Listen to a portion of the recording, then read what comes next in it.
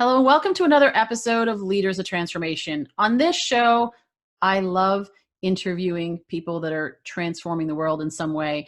I also love sharing people's stories that have done extraordinary things, kind of like the ordinary person that's doing extraordinary things. And that is truly the case here with Nigel Bennett. I read his book and it's called Take That Leap. For those of you watching, this is what it looks like. And I was captivated. I have to tell you, I was so captivated by this book, and I highly encourage, we're going to have a link where you can get a copy of it. But the stories he tells, of growing up and working with his father in his company, and then all the other adventures along the way, amazing, inspiring. And, and we just were having a conversation about was his normal. So he didn't really think of it as anything unusual, but he is an award-winning entrepreneur, author, and philanthropist. He is the founder of AquaGuard Spill Response, Inc., which is a global leader in oil spill control that works to protect water, which is the world's most precious resource. And so we're just really excited to have him here and sharing a little bit of his insights. And some of that, again, you'll get in the book, but we're going to unpack it further. Nigel, welcome to Leaders of Transformation. Thanks, Nicole. I really appreciate it. This is great. I'm really excited to be on your show.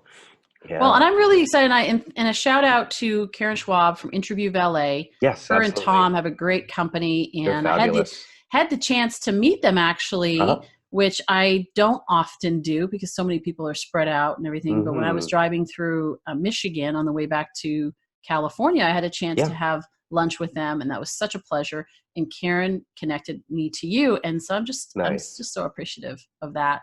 So let's talk about your start in this. Like, why did you start this company? Where did this whole adventure begin for you? Wow, it goes way back, as all of our stories do. As a young guy, I graduated from high school. And the next day I was on a flight to Venezuela, and my father had a environmental mapping company where he was mapping the coastlines of various different countries, 9 different countries over 10 years, for environmental sensitivities. And so I found myself hanging out of helicopters and fixed-wing aircraft and photographing coastlines and whatnot. And it just blew me away when I was doing an overflight over Lake Maracaibo in Venezuela. And we were doing a counterclockwise survey. And at the very bottom of the lake, I witnessed indigenous tribes living like they had for millennia on little sticks on huts on the lake, right, and fishing. It was quite beautiful. And as we hovered over and we flew up the west side of the lake, I just saw more and more and more oil contamination from the oil industry. And we got a little bit too close to the Colombian border, and we were there were some pot shots that were taken at us by the FARC guerrillas that were operating there at the time. That was back in the early 80s, and they're still operating there today. And so that was a big eye opener for a kid I was probably 18 at the time. And over the next 10 years, I found myself working in about 9 different countries, from Egypt to Brazil to Venezuela, Malaysia, China, many, many different places. But then I was doing another helicopter survey over the Sinai Peninsula in Egypt, the Red Sea. And I showed up at a helicopter base with an Egyptian fellow. And I showed up at the helicopter base, and this big American fellow waddled out. His name, I never forget, his name was Johnny. And he had a bit of a southern drawl, and he was instructed to take us on a flight over the Sinai so we could take photographs. And he said to me, I know why you're here, and I know what I got to do, and I know what I'm allowed to do, and I know what I'm not allowed to do. But hop in the chopper, and I'll give you a flight. So he put me in the co-pilot seat, and I put the helmet on. And I was probably 22, 23 at the time. And as we lifted off, he was able to speak to me through the headset, and he said, "Okay, now I can talk." He said, "Before I couldn't talk, but now it's just us that have headsets. The guys in the back don't." He said, "There's 2 guys in the back that are oil executives. And what I want you to do is you keep your camera between your legs.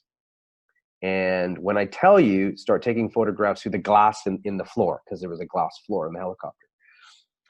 And he said, But whatever you do, don't let those guys in the back see what you're doing, because we could both be arrested as spies. and and I was shocked as a young kid. I was flying over, taking these photographs of some of these things he was going to show me. So we took off and we headed over to the Sinai.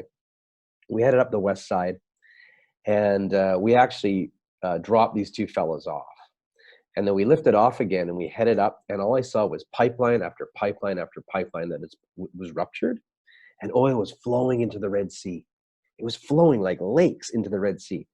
And he said, Nigel, take as many photographs as you can, get back and show as many people as you can what's going out here. He said, I understand that people in Cairo and Alexandria, they can't feed themselves, and they don't really care what's going on here because they're trying to survive. The only people that know what's going on is the people in the ivory towers in Houston and whatnot around the world. And you need to get this out. And then when we landed, he said to me, I know what you're doing, and I know that you really want to make a difference. You're a young kid, and you really want to make a difference in the world. And I thought, well, yeah, I really do. I'm young. I'm full of vim and vigor, and I want to change the world. And he said, but you know what? I really don't think you can. And that was it. I never saw him ever again, but that resonated me for the rest of my life. So with a couple of other, I was in Egypt for probably 5 years on and off, or a 5-year period, and I was at all these other countries. And unfortunately, my father ran into a bit of trouble in Egypt. He was imprisoned, and I had to escape out of the country. And it's a long story. It's in my book. But when I got back to Vancouver, Canada, where our head office was, I realized that I really did want to make a difference, and I didn't ever want to be in that type of situation again that my father was in, because our ethics clashed. I'll just put it at that. Our ethics clashed. And so I actually took my sister and another fellow. We went to British Columbia Institute of Technology together, and we left and we formed AquaGuard Spill Response, because I had clients that I had met all over the world that needed help. They needed help containing and recovering this oil that was seeping everywhere. So I formed AquaGuard Spill Response with my sister and this other guy, and that was in 1992. And my dad wasn't that happy about it, but that's just kind of the way it was. Yeah. So that's a bit of a short or long story of how it all kind of started. Well, when you talk about oil spills, Yeah. I'm Canadian. I live down in the US, but I'm Canadian. Right. And the spill that happened, Exxon Valdez and Alaska in 89. Yep. Mm-hmm. Yeah, all of that really made me aware. I had no idea that this was going on. I know. Like many, I just don't know. We don't know. And then when I was reading your book and you were talking about it's just mass amounts of oil that's spilling in. I mean, I know that with BP oil and what happened down in the Gulf of Mexico. Yeah, we were involved in that as well. Mm-hmm. Yeah. And, everybody's like, oh my gosh, but not realizing until I read your book, how much of that is actually ongoing, happening, and nobody's doing anything about it. It's constant and it's chronic. I mean, you hear about these massive oil spills at BP Horizon in the Gulf of Mexico, Exxon Valdez, et cetera. But there's these chronic spills that go on behind closed doors, behind mangrove fields, massive mangrove fields in Mexico. But behind it, there'll be refineries and oil's just oozing and seeping out. It's just, it's this ongoing. I've been in this business for almost 30 years now, I guess, including the time I was with my dad. And it's still happening to this day. So it's quite shocking. And, I really wanted, as a young guy, I really wanted to make a difference. And, I think I have made a difference with the company, hopefully. Our company's motto now is to protect the world's most precious resource, which is water. And I really believe that the wars of the future are going to be over water, not oil anymore, fresh water. Right.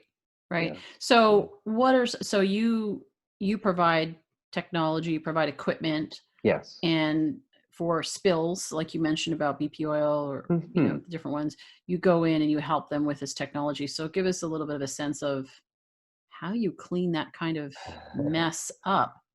Yeah, well, for example, the BP Horizon oil spill in the Gulf of Mexico, it was probably the most idyllic condition for a massive spill. It's a terrible thing to say, but it was calm conditions in a massive, in the Gulf. The weather conditions were favorable, although, for a few days. So, but there was just not the Americans, Canadians, and everybody, we were just not prepared for anything that massive. So there is equipment there. There is equipment out there. We were shipping a ton of equipment every day from here, but it just wasn't enough. So what they decided to do was bomb the spill with the dispersant chemical, which basically disperses it into the water column, which is, you're not allowed to do this in any North American coastline unless it's a catastrophic spill, which that was. And they got the green light to bomb it, and that's what they did. But once you spray a spill with a dispersant, it takes the oleophilic capabilities out of machines to be able to recover it. So once you make that choice, you're not picking it up with traditional oil skimming systems. Got it. So then you had to build the technology to be able to skim it from there. Well, that's right. But now it's in the water column and you can't get at it. So now you've got it. You had it on the surface. Now you've removed it from the surface through the water column, and now it was on the surface where you could recover it if you had enough equipment. But now it's at depths from 1 foot to 5,000 feet. Right. So it's in there. So basically, it's there. It's in there. People think that it's out of sight, out of mind. Yeah. It's not true. Yeah. That's crazy. Yeah. So when you talk about the equipment that you need for this, and I know you starting out with your sister and your friend, this is expensive equipment. Yes. And so with contracts like that, you can't get the contract unless you have the equipment. That's right. But then you need the money first before you can build the equipment. So how did you build to scale this business? Yeah, in the early 90s, I mean, when we broke off, we had no money. We were in debt to my father, and we basically leveraged everything we had. My wife and I had a little house, and we just leveraged everything. And we designed equipment. We'd get contracts, and we would borrow money from the bank, and we would build, and we would slowly ramp up the business. Yeah, just bit by bit. It was quite a struggle. Yeah, we had 3 little kids, and we were balancing everything. And we had a rusted out old Nissan car, and my kids were in the back seat in their baby seats, and they could see the road through the floorboards because it was all rusted. So we were riding a very thin line for quite a few years, my wife and I and our kids. Yeah. But we were able to get support, and we were able to build it up. And we've done business in about 104, 105 countries. We have about 3,000 customers around the world. Yeah. But the really cool thing is in the past 10 years, I've been been able to set up the business to run without me. And it's been a delight. And with the help of a coach, I had a coach probably for 10, 15 years, where I call it the kind of the doorknob effect. When you get to the office and you touch the door and you take a deep breath and you step into your office because you have no idea what's going to be happening. And every day for me was chaos. So I had this coach, and he helped me, set things up, over the years to be able, to run without me. So I was able to promote people within the company. And I ended up buying out my partner of almost 30 years. And then a young fellow is running everything for me now. But now what it allows me to do is to do things that I feel are really important in the world. So, I mean, I had almost sold the business. I was so close. I had pretty much sold it to a large British competitor. And I go every year to this entrepreneurs conclave at MIT in Boston. And there was a speaker that came in, and her name was Lynn Twist. She wrote a book called The Soul of Money, really good book, Soul of Money, and an incredible woman making massive change in the world. And she invited myself and my family to go deep into the Amazon to experience a tribe that she had been working with to help preserve their way of life and to help keep the oil industry out. So that really, resonated with me.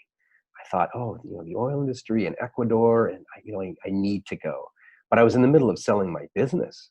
I mean, the business was almost done. Like the due diligence, a deposit had been paid, everything. And I went deep into the Amazon with Lynn and my family, and we did what's called an ayahuasca ceremony. So it was a ceremony. We had two shaman, which I didn't even know what a shaman was at the time. I didn't know what ayahuasca was. And ayahuasca is two vines that comes together and makes a serum, and it's a bit of a hallucinogenic. And they actually use it. They use it these days to treat drug addiction and things like that. So I took some of this ayahuasca, and I went off on this journey. And I sat in front of a shaman, and he was chanting and whirling a feather around. And I saw I saw a face. I saw a face, a very happy, beautiful, amazing face. And then the face changed to this face of great responsibility, staring right through into my soul. I thought it was going right into my soul, and it really scared me. And then I went back to this beautiful face, and I went back to this banana leaf and lay down, and off I went on this journey. And what I really think was happening there is my conscience was coming awake. And my conscience was basically trying to tell me, Nigel, don't sell your business. Leverage your business, keep your business, and use your business to do good in the world, whatever good is, but leverage it. And, I kind of shook my head. I'm like, no. The deal's done. I'm going to get this big bag of cash. It's every entrepreneur's dream. You can go sell t-shirts on the beach or do whatever you want to do from now on. But it really bothered me. And I flew back to Vancouver, and on the flight, I'm like, no, not selling the business. So then I got another flight. I flew to London. I took the deal off the table, came back and bought out my partner and set up the business basically to run without me. And now that's what I do is I leverage everything and everybody that I know over, because I have a platform. I have this platform of 30 years of working around the world. And I know so many amazing people doing incredible things. I couldn't sell that. I was just not going to give that up. And so now I leverage everything to do really cool stuff. And I've met so many amazing people because of it.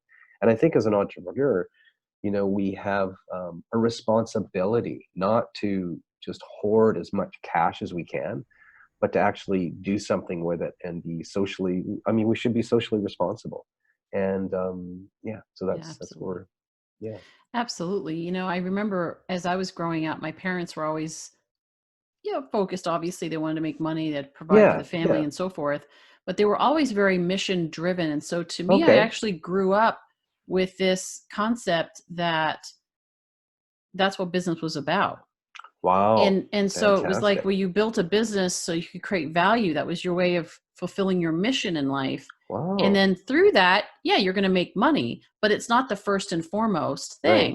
And Yeah. so then in the last, several years, this Mm-hmm. topic of purpose driven Yes. businesses, Yeah. mission driven businesses has been much more prevalent. And I Mm-hmm. remember when people first started talking about it, I'm thinking, well, isn't that what business is Yeah. about? Isn't that what it's for? Yeah.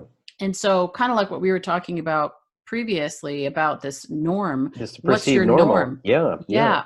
What's your normal? And I do believe that business is designed for that. Entrepreneurs, that's our responsibility, is to use Yeah. that creativity and do something good rather than See, just making a it's really interesting that you said that, because in your world, the way you evolved, that was your perceived normal, just like we said. That mine wasn't.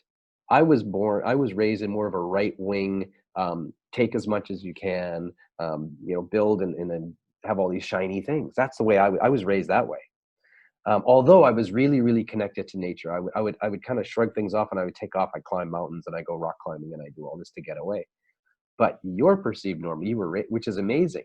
That's how you probably feel that that's how everybody was raised, but that's not necessarily true. And for me, my perceived normal, I assume that's how everybody else was raised like me. That's not right. true either, Right. Well, right? and it's really then what we're talking about is challenging that status Yeah. quo, right? Yes. What is it that we really do believe, and is that working for us? Mm-hmm. What is the byproduct of that? And Yeah. is that getting us what we really want? Now, your Right. book is called, I want to shift gears. Your book is called Take That Leap. What is the biggest leap that This you've way. taken? Oh my gosh, there's so many leaps, but I really think that the biggest shakeup and the biggest leap that I took was when I met Lynn Twist, and she invited us to go into the Amazon, and I shifted gears from taking the bag of cash to actually keeping the business and leveraging the business. I think that was a major, I had a major awakening. I had a major shift. I So took how a did big, things I took a change when you big came leap. back? Oh, everything changed. It was, we'd met so many incredible people. Most of them were women. Most of them on the journey that we went on were women, and very, very successful businesswomen. And actually, in fact, my wife next week is going to New York with this same group, with Lynn Twist. They're working with the Women's Nobel laureates, and there's a Nobel laureate women's lunch in New York. So my wife's taking part in that, and it's just working in the business world is one thing, but working in kind of in this world when you're kind of awake, it's a totally different thing. I believe that people are attracted to people like that, and I'm meeting so many incredible people that are doing amazing things around the world because I took the step out of that world into this world and just let it happen organically. And I've met so many incredible people. I now my kids and I was able to set the business up to run without me. I took a year off and traveled with my family around the world. We went to 17 countries, and we were working in orphanages, and we did some things like that. We did a lot of underwater scuba diving, but what really ticked me off was the amount of pollution and plastic in the oceans. So my kids and I, we created an app and a movement called True Beach, TRUBEACH, and which allows people that go to beaches to post what they see and share what's really going on out there. And it brings awareness back into the communities, not to throw their garbage over the fence into the dry creek, because when it rains, it ends up in the ocean. And so, it's allowed me to do all these type of things like that. And we've also started another movement called giftadd.com, because I'm dyslexic and I have ADD, and so does my son. And just to prove that people with ADD and dyslexia, we're not dummies. We actually there's a lot of amazing people with ADD. It's not a curse, but it's actually a gift. Yes. Well, lots of entrepreneurs are ADD actually. So I know. And my coach and I, actually Kevin Lawrence, this coach, we formed giftadd.com with my son. And because, his research, because he works with CEOs all over the world, and he said that's the number one common thread. Interesting. Yeah, isn't it? Yeah. Mm-hmm. So you talk about your family and involving your family in this. And I know that started out, you went down there with Lynn Twist. Yes. And then now you were in Mexico and you started to do. So tell us about that story of taking your family. That's a risk. Talk about taking a leap. Yeah. That's a risk, is taking your kids with you into uncharted territory for you. Probably like 15, 20 years ago, I really wanted to help. I really wanted to give back, but I had no idea what to do. And I run into people all the time. I really want to help, but I don't know what to do. And I was at a entrepreneurs organization meeting in California, in Santa Monica, and went for lunch with a friend of mine. And he was doing amazing things, incredible things. In the Vancouver East Side here, he built women's shelters, and he was leading trips to Mexico and to help build homes for the homeless. And I asked my friend Dave, I said, Dave, how do you do this? You're such a busy guy. And he goes, Nigel, it's not that difficult. He says, just take the first little step. Stop on the side of the road, have a chat with a homeless person. They're human. They're people feel that they're invisible. So have a chat, buy them a sandwich, give them $5. Don't question what they're going to do with it. Give them $5. And after that, things will start to unravel or start to make sense. And then he invited me to go to Mexico with him and his family to help build homes for the homeless. And the first year, I'm like, nah, no, we didn't go. Second year, after seeing his photographs and sharing his stories with us, I went. And but the most incredible thing is we went, and my daughter's 20 now. She was 3 years old the first time she went, and her two brothers were a little bit older. And the deal was the kids could take an extra day off school if they gave a presentation to their class when they got back. So when they got back, my daughter was probably in like a preschool thing. One of the years later, she was in a preschool. And so I helped her put on a presentation. And then my other son was in grade 2 or something. And then my older son did his own presentation. We got home that night. The phone started ringing off the hook at our house. and it was the parents of the kids that were in the class, because the kids in the class saw a peer building and painting and building this home for homeless, and so they wanted to come. And I said, well, great, but we just go. And they said, well, could you organize a trip? And we started organizing these trips, and now we're 17, 18 years later, we've gone 18, 19 times, maybe, probably taken 700 people. And it's been the most incredible thing. It's only a 4-day trip. My son actually was there last week. My 25-year-old son was there last week again, building. And I just feel that to sign a check is great. To give of yourself is incredible, but to give as a family, I don't think there's anything more powerful than giving as a family. And it gives me more joy in my whole life to be able to be giving and helping as a family. Yeah. Yeah. When I And think of especially all, when they're young, when they're young, yeah. because they have time. When they're older, in their 20s, they're so busy, it's harder to get them.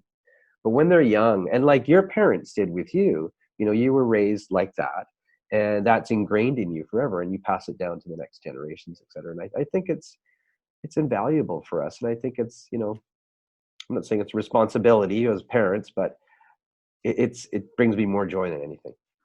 Yeah, I think of this statement. There's a statement within certain circles of believers that say, Christians that will Hmm. say, families that pray together stay together. Right. Yeah. I think also when you think of your example, Mm. families that give together Yeah. stay Yeah. together as Yeah. well, because Yeah. you bond.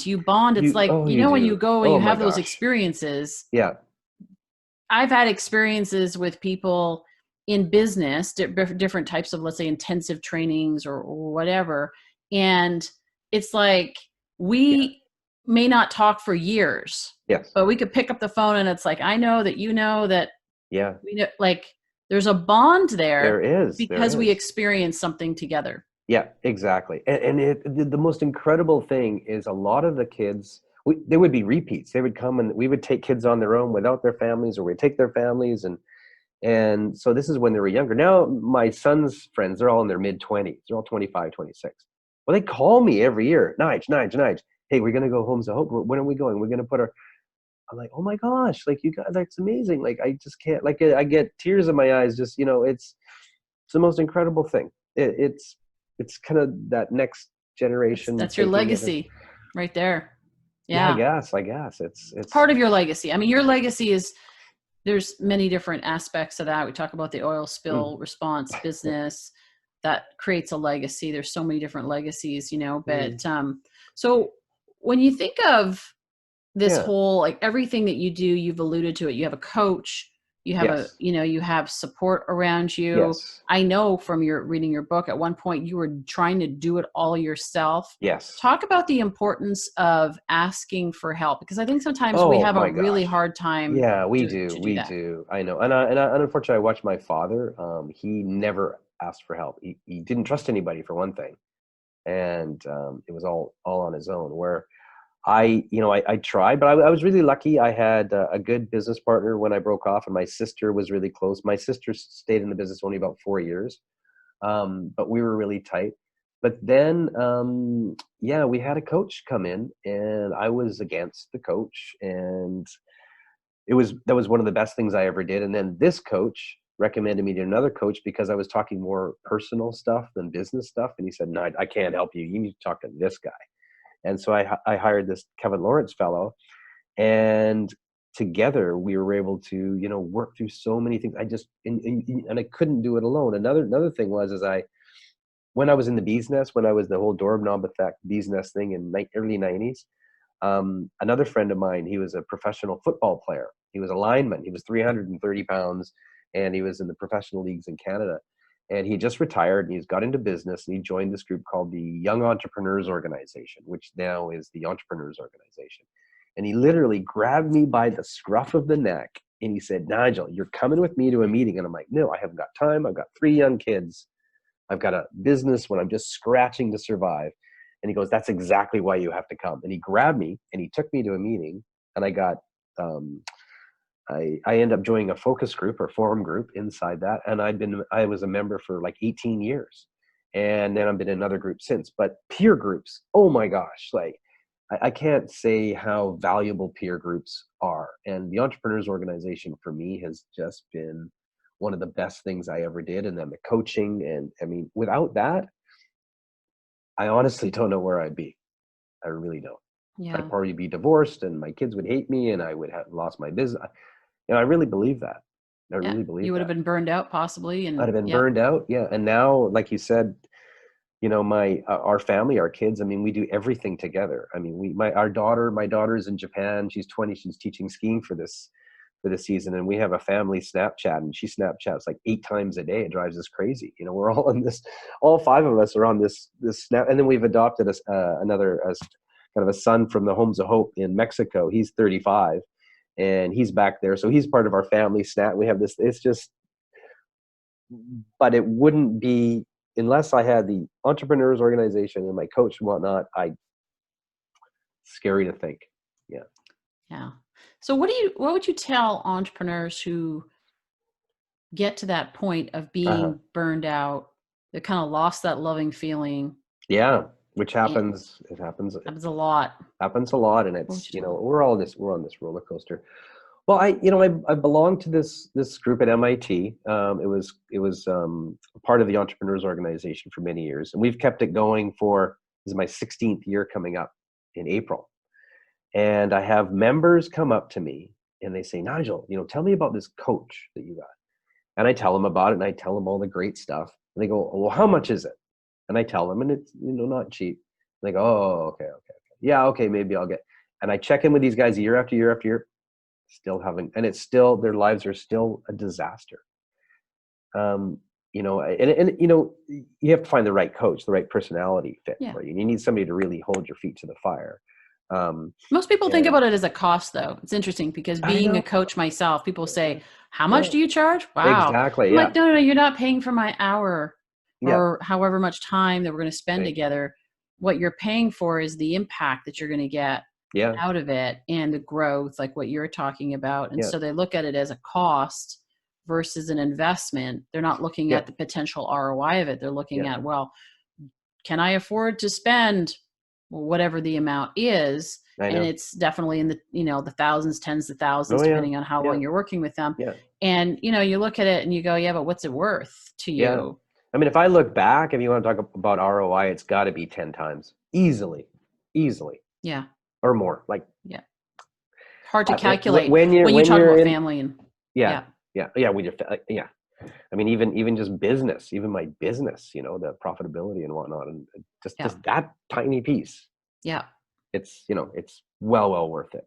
Forget all, even forget all the personal stuff, but the personal side of it, wow, So talk absolutely also about, invaluable. I know you love the outdoors and you go do these crazy extreme sports adventures, which I'm like, yeah, I love extreme sports, but I kind of like to, be sort of on a level. I'd rather go in a car really fast than to be Right, skiing sure, down some hill or right, climbing some, cliff with yeah, freestyle. Yeah, no, yeah, thank you. yeah, But everybody has their thing, right? So yeah. talk about Hmm. that outlet and the importance Yes, of having that outlet. yeah. It was funny. My sister, my little sister, 90-pound sister, she was the one that got into the outdoors a little bit earlier than I did. She had a boyfriend that was a mountain guide, and so they used to drag me around, and they used to call me the expendable brother, because they'd throw me on a rope and send me off to check things out. But then I became addicted to it, and my sister and I, when we first started AquaGuard, you know, way back in 1992, we would yo-yo off. I would go off. My wife and I'd head off to Nepal for 3 weeks and do some trekking and stuff. And she would hold down the fort, and then I would come back, and then she would hop.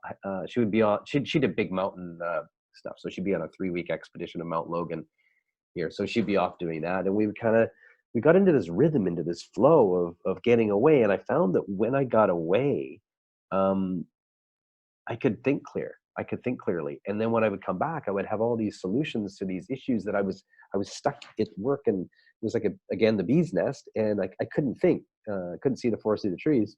And then I went away and I'd go on a rock climbing trip or a backcountry ski trip or go climb some mountain or whatever it was, and just completely disconnect and then hyper focus on what I was doing, because you have to.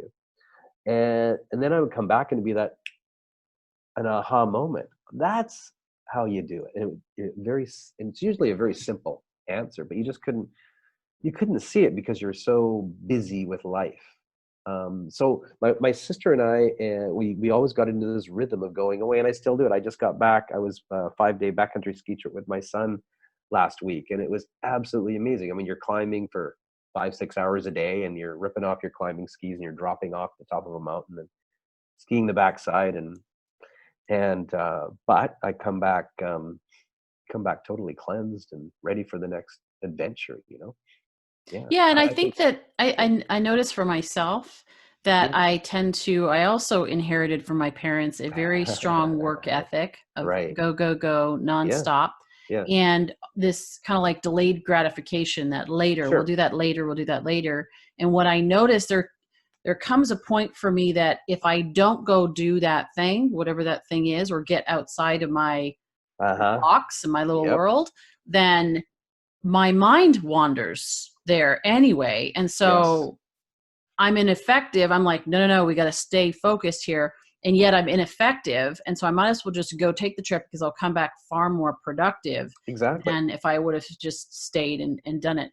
Yeah. So, Yeah. and it also, it like, I think about, and recently I was just thinking about this. I'm like, I need to go somewhere, because I'm feeling like, you start to shrink You into do. your little box, You do. Yeah. Yeah. and the word actually that came up for me this morning as I woke up, the word expand came up for Mhm. me. It's like, Mhm. and I text myself things sometimes so I don't have to get up and get it, go to my computer or whatever, or journal, grab Yeah. anything. Sometimes I'll just, if my phone's nearby, because it's got my alarm on it, Right. where it's like the first thing that came to mind was expand. You need to Yeah. expand yourself. It's like, okay, how can I do that? And Yeah. again, when we talk about taking a leap, what's that leap to take? Sometimes it's just to Mhm. leap out of that Yeah. little box that we're in, this however many mile Yeah. radius or Yeah. kilometer radius that we're in, to be able to see and have a perspective, not to run, but Yeah. there's a big difference, not to run away from things, Right. but to Right. step away from things. So Yeah. yeah. And like my friend said, I was I really wanted to give back. I really wanted to help, but I was thinking of this big thing. Hmm. But he said, no, no, no, no. It's this little thing. It's take that first little step. It's the same as this. Take that first little thing. I mean, for me, my wife knows me so well. She's like, you need to go for a bike ride. So I go mountain biking. I climb out in the mountains, and I go on my own. But I go for an hour and a half loop outside of my house, and I climb the mountain. And she knows when I go and I come back, I can go to Bed Bath and Beyond. I can do anything with her after that, because I'm happy and I'm content, because I've had my little release in the woods, in the wilderness, and I'm good. And it just resets me. Yeah, And you I don't have really to think wait to go to Nepal to do it. I don't have to Yeah. go to Nepal. I don't have to go on a backcountry ski trip. I can just go out. I can go for a jog wherever, and I really think that we, as an entrepreneurs and people, we hear this thing, life balance. You gotta have life balance. You gotta balance this to keep that. I really don't think it's a life balance. I think it's a life rhythm. You gotta just keep in this flow. And once you're in the flow, everything opens up. That's what I found when I was able to step out from the business world into this other world of really helping and giving back and really leveraging my platform and everything. As I get into this flow and I jump out of bed, and I've got this book, which is so much fun. I've never been in this space before. I've never written a book before, and I think it's just wonderful. And talking to all these amazing people around, I just get into this groove and this flow, and you're flowing, you're flowing. You're not balancing one, you're not giving something up for the other. I'm in everything, and I'm just kind of flowing along, and it's incredible. Yeah. Yeah, actually, it's interesting. I have a friend of mine. We did a whole thing on this at one point, talking about there's Yeah. no such thing as work-life balance. Yeah. And it's Yeah. that when you talk about flow, it's that harmony, it's that, Yeah. because balancing is kind of like I'm juggling, and at You're some point you juggling. drop something. Yeah. And I so agree. where it's that flow. I love that. Yeah. That is so Yeah. good. Yeah. Well, Nigel, thank you for spending some time with us here Oh, today and thanks, Nicole. It's inspiring been us. great. Really, really great. And love to hear more stories and continue this dialogue with you and stay in touch and that. Absolutely. And I encourage our listeners to go get a copy of Nigel's book, Take That Leap. It's on Amazon. We'll make sure the link is in the show notes. And Cool. yeah. That's And, one other little thing there. So all yeah. the 100% of the proceeds of my book and all the speaking and everything that I do, all go to various causes and charities that our family supports. So yeah, Which I love that. Thank you for reminding me. I wanted to actually I forgot about point that that out. too. Yes, I forgot about that. So yes, so get a copy of the book. You'll be supporting a charity in the process, and you'll also be supporting yourself and giving yourself that added inspiration and encouragement that it's possible. That if Nigel can do it, you can do it. Yes, Absolutely. I personally think he's an extraordinary individual, but he's an ordinary person doing extraordinary things, like I said in the beginning, and that can be you as well. And I believe that leaders of transformation take action. So do something today. Take that leap, that little leap. If you're feeling like you're, at the max, maybe it is that bike ride that you need just to get some fresh Yeah. air. Mm-hmm. But also looking at it and saying, how can you use your business for good Yeah. rather than, working up to the exit and the sale, is to, and in the book, actually, he talks more about that. And so I'd encourage if you are considering selling your business to read his book first to get some perspective on that. And so that you can, so that you don't go too far that you sell it and then you wish you didn't because you now miss out I on know a that lot platform. of people that have done that. Probably 80% of the people that I know that have done that, and I know a lot, all regret they didn't do it. Yeah, it's interesting. My dad, we looked back years later and we looked at certain businesses, and it was never, oh, I'm so glad we got rid of that business, or now when we look back and go, yeah, that was a gold mine in so many ways. Yeah. Right. And the impact and so forth. And so oftentimes we think in either or rather than and. How can we, the yes and of how can we use this for good? Yes. My dad did not have mentors.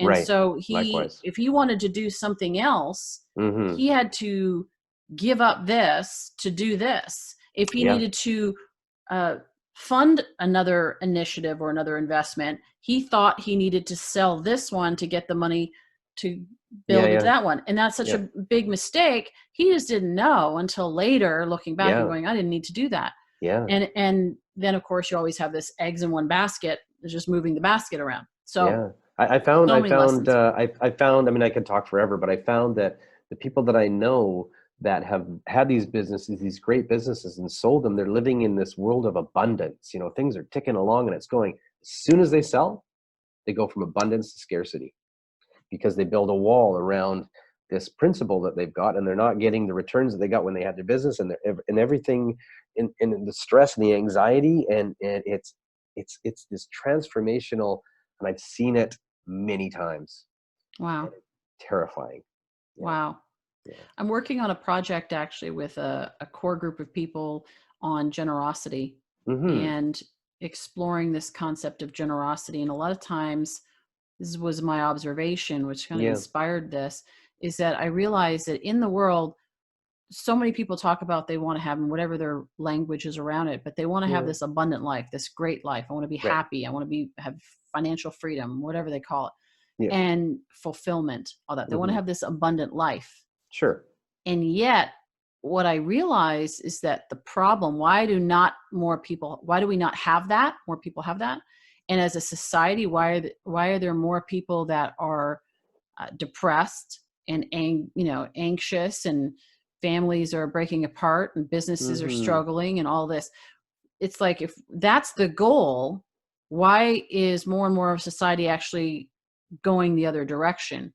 And what I realized is that the reason that is happening is because we're trying to, as a society, largely trying to get to abundance through scarcity.